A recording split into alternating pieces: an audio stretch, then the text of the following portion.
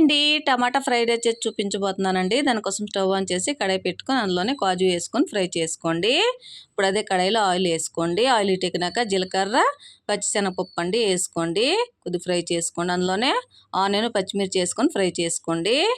ఇప్పుడు అందులోనే ఒక స్పూన్ అల్లం వెల్లుల్లి పచ్చిమిర్చి పేస్ట్ వేసుకొని పచ్చివాసన పోయే వరకు ఫ్రై చేసుకోండి. ఇప్పుడు 3 టమాటాలు అండి ఇలా కట్ చేసుకుని వేసుకొని ఒకసారి కలిపేసుకొని సాల్ట్ వేసుకోండి రుచికి తగ్గట్టు. ఒకసారి కలిపేసుకొని మూత పెట్టి పూర్తిగా మగ్గనిచ్చుకోండి.